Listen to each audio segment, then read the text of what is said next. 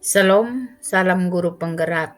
Perkenalkan, nama saya Henderina C. Tubulau, calon guru penggerak Angkatan 8 dari Kabupaten Timur Tengah Selatan, Provinsi Nusa Tenggara Timur. Pada kesempatan kali ini, saya akan memaparkan tugas koneksi antar materi tentang kesimpulan dan refleksi pemikiran Ki Hajar Dewantara. Dalam menjelaskan tugas materi ini, saya mengacu pada 4 pertanyaan berikut. 1. Tinjau kembali tugas personal kerangka pembelajaran yang telah dikembangkan pada fase ruang kolaborasi, refleksi terbimbing, demonstrasi kontekstual, dan elaborasi pemahaman. 2. Buatlah kesimpulan dan penjelasan mengenai pemikiran-pemikiran Ki Hajar Dewantara yang sudah dipelajari. Ketiga, buatlah refleksi dari pengetahuan dan pengalaman baru yang diperoleh dan perubahan diri yang dialami dan akan dipraktekkan di sekolah dan di kelas. Keempat, ceritakan atau konstruksikan kembali proses pembelajaran dan suasana kelas yang mencerminkan pemikiran Ki Hajar Dewantara secara konkret sesuai dengan konteks lokal sosial budaya di kelas dan di sekolah. Setelah meninjau, kesimpulan dan penjelasan saya adalah sebagai berikut. Yang pertama, pendidikan adalah menuntun.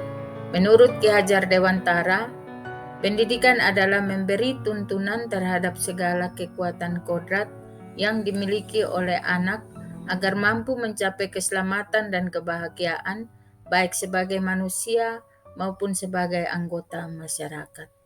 Tujuan pendidikan adalah menuntun anak menebalkan garis-garis samar agar dapat memperbaiki lakunya untuk menjadi manusia seutuhnya.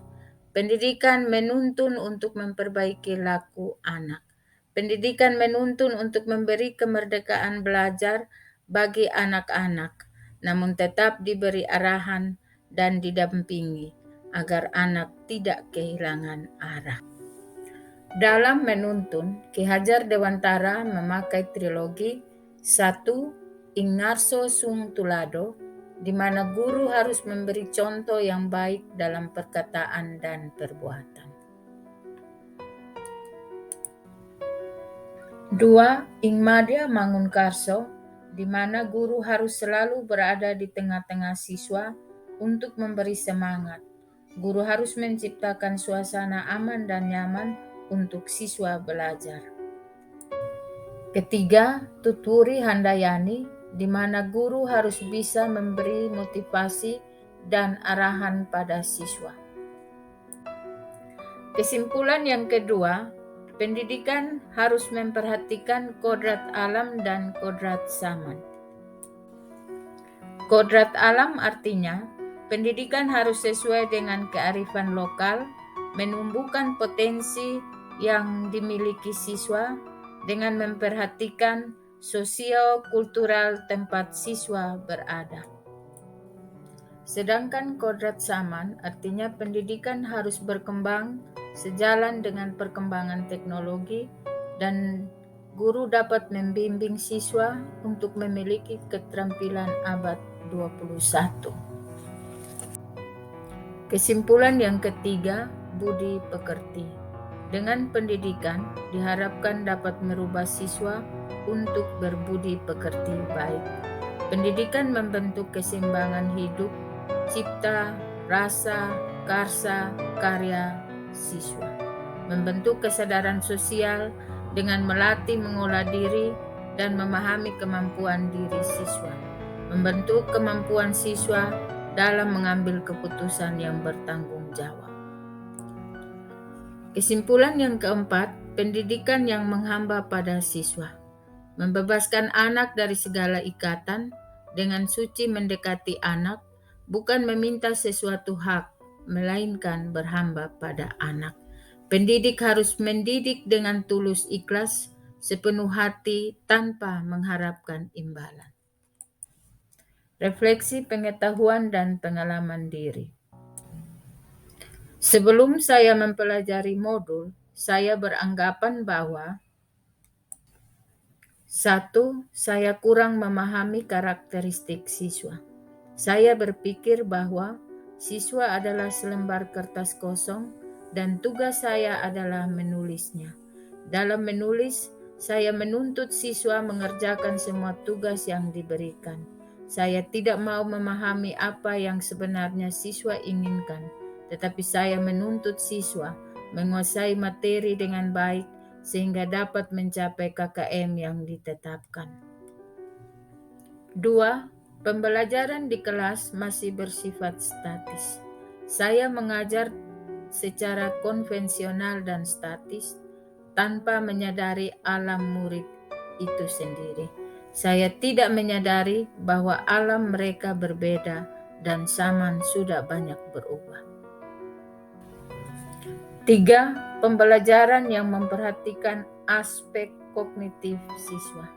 Saya hanya memperhatikan aspek kognitif dan hanya menyentuh sedikit saja aspek budi pekerti siswa. 4. Pembelajaran berpusat pada guru. Saya masih mendominasi pembelajaran di kelas dan hanya memberi sedikit kesempatan kepada siswa berperan aktif dalam pembelajaran. Perubahan pemikiran atau perilaku setelah saya mempelajari modul adalah 1. Saya menyadari bahwa siswa sudah mempunyai tulisan sendiri. Tugas saya memberi warna dan memperbaiki apabila ada kekeliruan. Saya tidak lagi menuntut siswa menguasai materi secara sempurna, tetapi bagaimana saya mendampingi dan mengantar siswa untuk mencapai tujuannya, seperti berkolaborasi, menuntun, berpikir kritis. 2.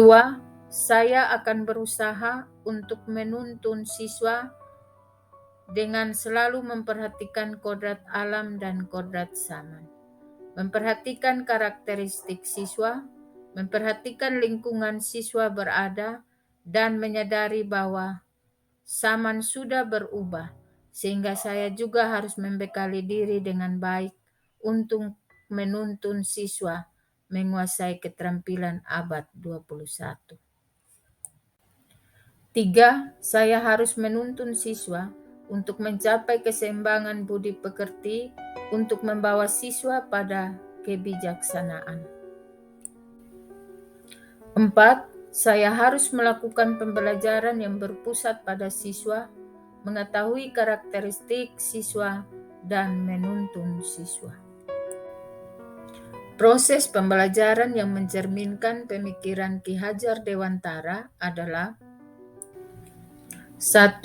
Memberi kebebasan pada siswa dalam mengerjakan tugas sesuai dengan bakat dan minatnya. Siswa bebas berpendapat dan mencari informasi dari berbagai sumber. 2. Merancang pembelajaran yang menyenangkan, agar siswa merasa nyaman dalam belajar sehingga dapat dipahami dengan baik. 3. Menuntun siswa dengan memperhatikan kodrat alam dan kodrat zaman. 4. Menerapkan nilai-nilai budi pekerti pada siswa. Demikianlah pemaparan saya untuk tugas koneksi antar materi modul 1.1.A.8. Terima kasih. Salam guru penggerak.